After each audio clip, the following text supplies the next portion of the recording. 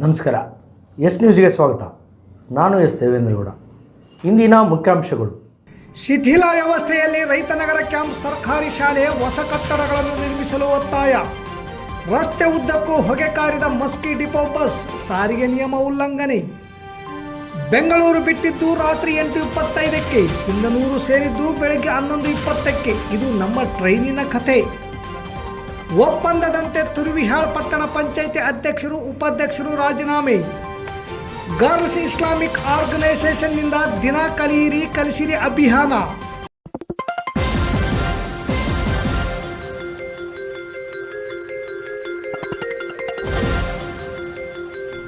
S news, ಇದು ನಿಮ್ಮ ಧ್ವನಿ.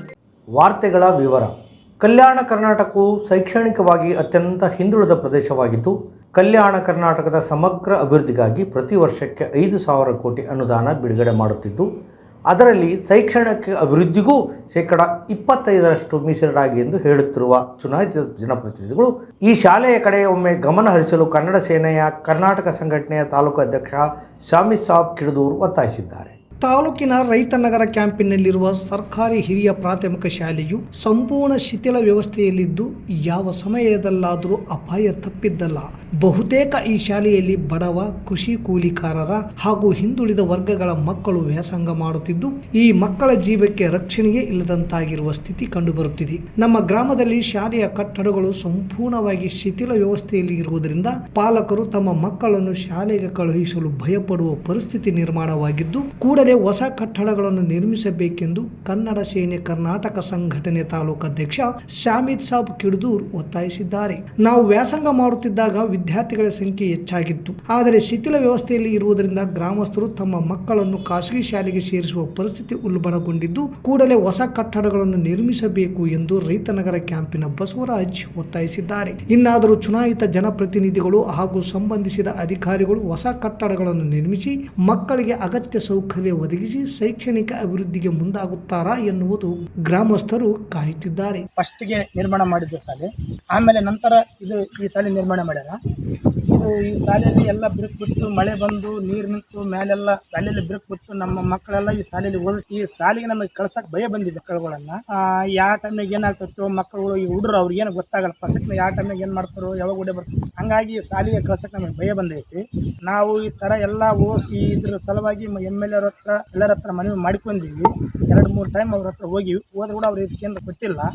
ಅದರಿಂದಾಗಿ ನಾವು ಈ ಶಾಲೆಯಲ್ಲಿ ಎಲ್ಲ ಥರದ ವಿದ್ಯಾರ್ಥಿ ನಮ್ಮ ಮಕ್ಕಳು ಎಲ್ಲ ಭವಿಷ್ಯದ ಮಕ್ಕಳು ಬರ್ತಿದ್ದಾರೆ. ಅದ್ರ ಸಲುವಾಗಿ ನಮಗೆ ಇದು ಕಳ್ಸಕ್ಕೆ ಭಯ ಬಂದಿದೆ. ಇದ್ರ ಸಲುವಾಗಿ ಯಾರು ಏನು ಇತನ ಬಂದ್ರು ಯಾರು ಏನು ಮಾಡ್ತಾ ಇಲ್ಲ. ಇದ್ರ ಸಲುವಾಗಿ ಯಾರನ್ನು ಕೂಡ ಏನು ನೋಡಕ್ಕೆ ಕೂಡ ಬಂದಿಲ್ಲ.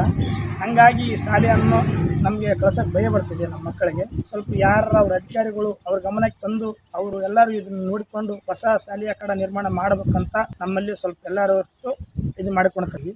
ಪರಿಸರ ಮಾಲಿನ್ಯ ಸಂರಕ್ಷಣೆಗಾಗಿ ಪ್ರತಿಯೊಂದು ಡಿಪೋದಲ್ಲಿ ಬಸ್ಗಳ ಎಮಿಷನ್ ಟೆಸ್ಟ್ ಮಾಡಿ ಹೊರಗೆ ಬಿಡುವುದು ಸಾರಿಗೆ ನಿಯಮಗಳಲ್ಲಿ ಪ್ರಮುಖವಾದದ್ದು.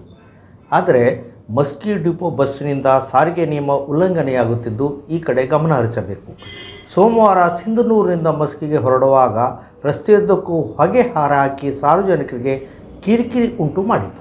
ಮಸ್ಕಿ ಡಿಪೋಕ್ಕೆ ಸೇರಿದ KA 36 F0991 ಸಂಖ್ಯೆಯುಳ್ಳ ಬಸ್ನಿಂದ ಸಂಪೂರ್ಣ ಸಾರಿಗೆ ನಿಯಮ ಉಲ್ಲಂಘನೆಯಾಗಿದ್ದು, ಬಸ್ನಿಂದ ತುಂಬಾ ಹೊಗೆ ಬರುತ್ತಿದ್ದು, ಹಿಂಬದಿಯ ಸವಾರರಿಗೆ ಹೊಗೆಯಲ್ಲಿ ರಸ್ತೆ ಹುಡುಕುವುದಕ್ಕೆ ಹರಸಾಹಸ ಪಡುವಂತಾಯಿತು. ಈ ಕುರಿತು ಮಸ್ಕಿ ಡಿಪೋ ಮ್ಯಾನೇಜರ್ ಆದಪ್ಪ ಅವರಿಗೆ ದೂರವಾಣಿ ಮೂಲಕ ಸಂಪರ್ಕ ಮಾಡಿದಾಗ, ನಮ್ಮ ಡಿಪೋ ಬಸ್ ಹೊಗೆ ಹಾಕುವುದು ನನ್ನ ಗಮನಕ್ಕೆ ಇಲ್ಲ. ನೀವು ತಿಳಿಸಿದ ಬಸ್ ನಂಬರ್ ಪರಿಶೀಲಿಸಿ ಮುಂದಿನ ಕ್ರಮ ಕೈಗೊಳ್ಳಲಾಗುವುದು ಎಂದು ತಿಳಿಸಿದ್ದಾರೆ. ಈ ವಿಷಯದ ಬಗ್ಗೆ ಎಷ್ಟು ಹೇಳಿದರೂ ನಮ್ಮ ಸಂಸದರಾಗಲಿ ಶಾಸಕರಾಗಲಿ ಹೆಚ್ಚು ಗಮನ ಹರಿಸಿದಂತೆ ಕಂಡಿಲ್ಲ. ರಾತ್ರಿ ಜರ್ನಿ ಮಾಡಿದರೆ ಬೆಳಗ್ಗೆ 8ರ ಒಳಗೆ ಊರು ಸೇರಬೇಕು. ಎಲ್ಲದಕ್ಕೂ ಅನುಕೂಲ. 11ರ ನಂತರ ಊರು ಸೇರಿದರೆ ಹೇಗೆ? ಈ ಕಡೆ ಚುನಾಯಿತ ಜನಪ್ರತಿನಿಧಿಗಳು ಗಮನ ಹರಿಸಲು ಸಮುದಾಯ ಸಂಘಟನೆ ಒತ್ತಾಯಿಸುತ್ತದೆ. ನಿನ್ನೆ ದಿನ ನಮ್ಮ ಸಂಘಟನೆ ಕಾರ್ಯಕ್ರಮ ಮುಗಿಸಿ ಯಶವಂತಪುರ ಸಿಂಧನೂರು ರೈಲಿನಲ್ಲಿ ಪ್ರಯಾಣ ಬೆಳೆಸಿದೆವು. ರೈಲು 8:25ಕ್ಕೆ ಯಶವಂತಪುರದಿಂದ ಹೊರಟಿತು. ಮಧ್ಯದಲ್ಲಿ 2-3 ಕಡೆ ಕ್ರಾಸಿಂಗಿಗಾಗಿ 15ರಿಂದ 30 ನಿಮಿಷದವರೆಗೆ ರೈಲು ನಿಲುಗಡೆ ಆಗಿತ್ತು. ಮೊದಲೇ 39 ಸ್ಟಾಪ್ ನಿಲ್ಲಿಸಿ ಬರಬೇಕು. ಇದರ ಮೇಲೆ ಕ್ರಾಸಿಂಗಿಗಾಗಿ ಅರ್ಧ ಗಂಟೆಯಿಂದ 1 ಗಂಟೆ ತೆಗೆದುಕೊಂಡರೆ ಸಿಂಧನೂರಿಗೆ 11ಕ್ಕೇನು 12ಕ್ಕೂ ಬರಬಹುದು. 12ರ ನಂತರವೂ ಕೆಲವು ಸಲ ಬಂದ ಉದಾಹರಣೆಗಳಿವೆ. ಈ ಜರ್ನಿ ಬೆಳಗ್ಗೆ 6ರ ನಂತರ 11:20ರವರೆಗೆ ಐಡಿಯಲ್ ಆಗಿ ರೈಲಿನಲ್ಲಿ ಕೂಡುವ ಸ್ಥಿತಿ ಇದೆಯಲ್ಲ, ಅದು ಅನುಭವ ಹೇಳುವುದೇ ಬೇಡ.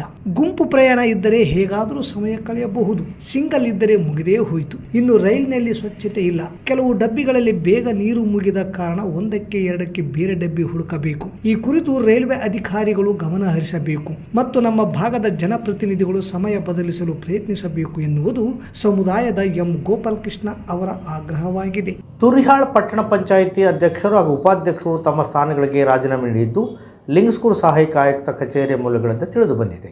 ಮಸ್ಕಿ ತಾಲೂಕಿನ ತುರುವಿಹಾಳ್ ಪಟ್ಟಣ ಪಂಚಾಯಿತಿ ಅಧಿಕಾರ ಹಂಚಿಕೆ 10 ತಿಂಗಳ ಅವಧಿ ಒಪ್ಪಂದ ಮುಗಿದ ಕಾರಣ ಹಾಲಿ ಅಧ್ಯಕ್ಷರಾದ ಶಾಮೀದ್ ಸಾಬ್, ಉಪಾಧ್ಯಕ್ಷರಾದ ಗಂಗಮ್ಮ ಗಂಡ ಯಲ್ಲಪ್ಪ ವೈಯಕ್ತಿಕ ಕಾರಣ ನೀಡಿ ಜೂನ್ 15ರಂದು ಲಿಂಗಸ್ಕೂರು ಸಹಾಯಕ ಆಯುಕ್ತರಿಗೆ ರಾಜೀನಾಮೆ ಪತ್ರ ಸಲ್ಲಿಸಿದ್ದಾರೆಂದು ಕಚೇರಿಯ ಮೂಲಗಳಿಂದ ತಿಳಿದು ಬಂದಿದೆ. ಪಟ್ಟಣ ಪಂಚಾಯಿತಿಯಲ್ಲಿ ಕಾಂಗ್ರೆಸ್ ಪಕ್ಷ ಸರಳ ಬಹುಮತ ಬಂದಾಗ ಮೊದಲ ಅವಧಿಗೆ ಅಧ್ಯಕ್ಷ ಹಾಗೂ ಉಪಾಧ್ಯಕ್ಷ ಸ್ಥಾನಗಳಿಗೆ ನಾನು ನೀನು ಎಂದು ಪೈಪೋಟಿ ನಡೆದಿತ್ತು. ಇದರಿಂದ ಯಾರನ್ನ ಆಯ್ಕೆ ಮಾಡಬೇಕು ಎಂದು ಶಾಸಕರಿಗೆ ತಲೆನೋವಾಗಿ ಕಂಡು ಬಂದಿತ್ತು. ಶಾಸಕ ಆರ್ ಬಸನಗೌಡ ತುರ್ವಿಹಾಳ್ ನೇತೃತ್ವದಲ್ಲಿ ಪಕ್ಷದ ಮುಖಂಡರು ಸಭೆ ಮಾಡಿ ಅಧಿಕಾರಕ್ಕೆ ಜಗಳ ಮಾಡುವ ಆಕಾಂಕ್ಷಿಗಳಿಗೆ ತಿಳಿ ಹೇಳಿ 30 ತಿಂಗಳ ಅಧಿಕಾರ ಅವಧಿಯಲ್ಲಿ 10 ತಿಂಗಳಿಗೆ ಒಬ್ಬರಂತೆ 10 ತಿಂಗಳಿಗೆ ಇಬ್ಬರಂತೆ ಅಧ್ಯಕ್ಷ ಹಾಗೂ ಉಪಾಧ್ಯಕ್ಷರಾಗಿ ಅಧಿಕಾರ ನಡೆಸಬೇಕು.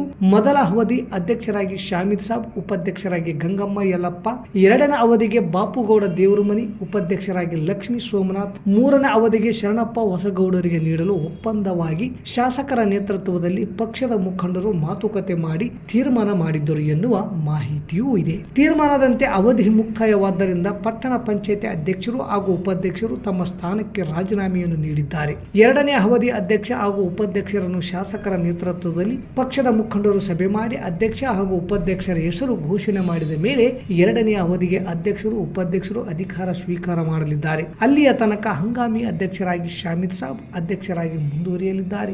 ಜಮಾತ್ ಇಸ್ಲಾಂ ಹಿಂದಿನ ಅಂಗಸಂಸ್ಥೆಯಾದ ಗರ್ಲ್ಸ್ ಇಸ್ಲಾಮಿಕ್ ಆರ್ಗನೈಸೇಷನ್ ವತಿಯಿಂದ ದಿನಾ ಕಲಿಯಿರಿ ಮತ್ತು ಕಲಿಸಿರಿ ಎಂಬ ಅಭಿಯಾನದ ಅಡಿಯಲ್ಲಿ ಪಾಟೀಲ್ವಾಡಿಯಲ್ಲಿ ಮಸೀದಿಯ ಉಡದಲ್ಲಿ ಕಾರ್ಯಕ್ರಮ ಹಮ್ಮಿಕೊಳ್ಳಲಾಗಿತ್ತು. ಈ ಕಾರ್ಯಕ್ರಮವನ್ನು ಬಶೀರಾ ಹುನ್ನಿ ಸಾಹೇಬ ಅವರು ಉದ್ಘಾಟಿಸಿದರು. ತಹಸೀನ್ ಪರ್ವೀನ್ ಅಭಿಯಾನದ ಕುರಿತು ಮಾತನಾಡಿದರು. ಈ ವೇಳೆ ಎಂಡಿ ಮುರ್ತುಜಾ, ಮಹಮ್ಮದ್ ಹುಸೇನ್, ಸುಮಯ್ಯ ಸಾಹೇಬ ಸೇರಿದಂತೆ ಅನೇಕರಿದ್ದರು.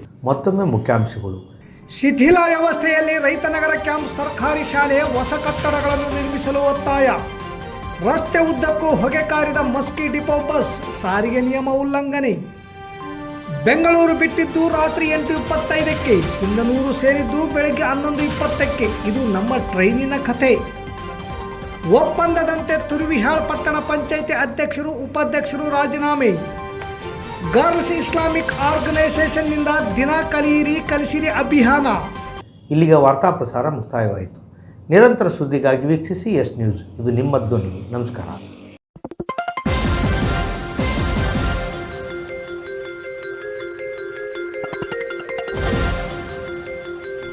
ಎಸ್ ನ್ಯೂಸ್, ಇದು ನಿಮ್ಮ ಧ್ವನಿ.